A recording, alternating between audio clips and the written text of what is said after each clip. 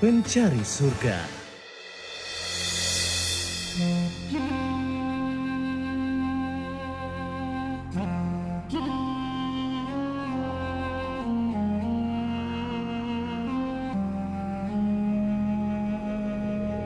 Para pencari surga, ini dia suasana sa'i.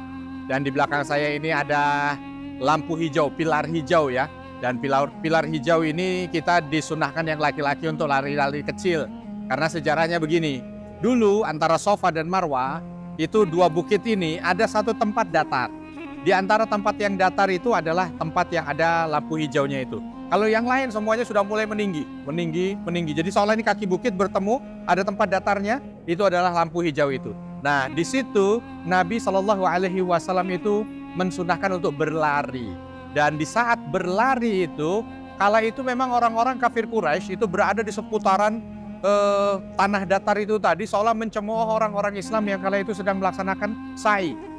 Mana mungkin orang Islam bisa memiliki kekuatan, mana mungkin dia. Sehingga apa? Nabi Shallallahu Alaihi Wasallam justru menjadikan cemoohan itu sebagai motivasi, ya, sebagai motivasi meminta kaum muslimin kala itu untuk berlari ketika melewati tempat itu, sambil berdoa, Rabbighfir warham wa'fu. Nah, sa'i ini juga begitu banyak sekali pelajaran dan hikmah yang bisa diambil. Sesuai dengan namanya, para pencari surga. Sa'i ini adalah sa'i, usaha. Jadi kalau kita lihat latar belakang kenapa ini disyariatkan, dulu ketika Nabi Ibrahim alaihissalam meninggalkan Siti Hajar dan Nabi Ismail, Siti Hajar sendirian. Dan ketika sendirian itu Nabi Ismail kala itu menangis kehausan. Masyhur sekali cerita ini. Lalu Siti Hajar mencoba untuk mencari air, lalu dilihatlah di atas bukit Safa ada, seolah ada air, lari ke atas Safa. Ternyata di sana tidak ada, di Marwah ada, lari lagi sampai 7 kali sehingga keluarlah air yang ada di dekat Ka'bah, sumur Zam-Zam. Pelajaran yang luar biasa. Terkadang begini kalau kita lihat, Siti Hajar larinya antara Safa dan Marwah. Tapi air itu Allah Subhanahu wa Ta'ala keluarkan di dekat Ka'bah. Bukan tempat yang menjadi tujuannya Siti Hajar.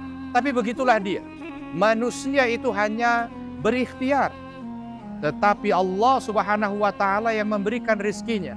Alangkah banyak dari manusia itu yang mencoba untuk mendapatkan rizki dari sini, bekerja di sini, berkarya di sini, tapi ternyata kebaikannya dari tempat lain. Dan itulah dia. Kita sebagai hamba Allah ini bukan sebagai pemberi rizki. Kita hanya sekedar ikhtiar. Bagaimana ikhtiar dilakukan karena itu merupakan perintah Allah. Kalau kita sebagai kepala keluarga, contohnya misalkan seorang laki-laki, bismillah. Kalau sudah punya tanggungan istri dan anak, yang penting bagi kita adalah berikhtiar. Keluar dari rumah, bekerja, dan insya Allah kita yakin sekali Allah pemberi rizki yang akan memberikan rizki. Nah, tapi tentu keluarnya itu kalau kita lihat dari usaha ketika saat orang sa'i ini ada yang luar biasa.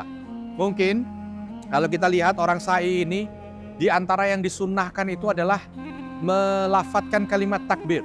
Allahu Akbar, Allahu Akbar, Allahu Akbar. Artinya begini, ketika seseorang itu usaha, ingat, yang dibesarkan jangan dunianya, tetapi yang dibesarkan Allah Subhanahu wa Ta'ala. Makanya kenapa kita dalam sa'i itu selalu yang diteriakkan Allahu Akbar, Allahu Akbar. Diminta ketika kita itu melaksanakan satu aktivitas dunia, walaupun itu dunia kan, ikhtiar kita ini dunia, tapi kita itu meminta agar ikhtiar kita itu didasarkan pada Allah Subhanahu wa Ta'ala. Karena begini, banyak orang yang ketika dia itu melakukan satu aktivitas duniawi, kerja mungkin, cari uang, dagang, ya, itu yang dibesarkan jabatannya mungkin, yang dibesarkan konsumennya mungkin. Ada yang dikatakan konsumen adalah raja. Saya tidak mengatakan bahwa itu adalah salah, bukan. Tetapi kita harus paham sebagai seorang yang beriman, yang menjadi segalanya adalah Allah. Dalam usaha Allah. Ketika kita berdagang, contoh misalkan, berdagang makanan. Kita dalam berdagang makanan itu ingin membesarkan Allah.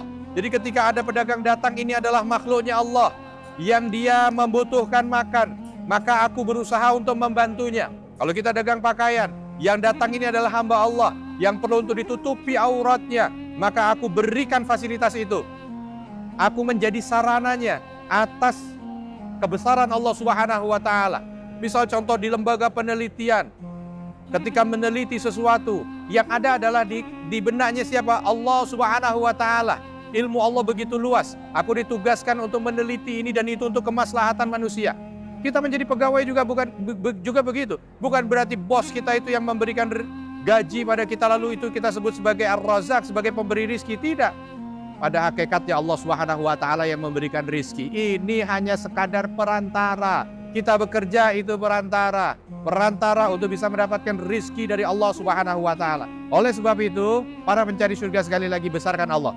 Dan yang berikutnya juga kalau kita dengar dari apa yang disampaikan oleh para sahabat-sahabat kita yang sa'i ini adalah kalimat lafaz-lafaz tahlil. La ilaha illallah, la ilaha illallah. Kenapa? Karena kita di dalam aktivitas dunia ini itu harus mengalir dalam darah kita, menghiasi detak jantung kita, lalu menyertai hempasan atau tiupan nafas kita ini adalah kalimat la ilaha illallah. Tidak ada Tuhan selain Allah. Kita keluar rumah yang kita cari ridha Allah. Kita pulang ke rumah yang kita bawa adalah rahmat Allah. Artinya dalam setiap aktivitas ini hanya Allah Subhanahu wa taala saja. Kalau ini ada semangat sa'i, semangat usaha, yang dibawa adalah semangat takbir, semangat membesarkan Allah, dan yang dibawa adalah semangat tahlil, semangat mengesahkan Allah, maka insya Allah ketika orang bekerja itu kedamaian yang dirasakan. Tidak ada istilah sikut kanan, sikut kiri, iri dengki dengan yang di sana, melihat yang di sana seolah pingin dijatuhkan. Gak ada begitu. Kenapa? Karena dia yakin Allah yang maha besar. Jabatan itu hanya sementara. Allah yang maha besar. Segala rizki Allah yang nanggung. Dan la ilaha illallah. Tidak ada yang dicari dari aktivitas duniawi dia kecuali untuk bisa mendapatkan ridho dari Allah Subhanahu wa taala. Mudah-mudahan ini menjadi jalan kita mencari surga. Semangat beribadah bersama mencari surga.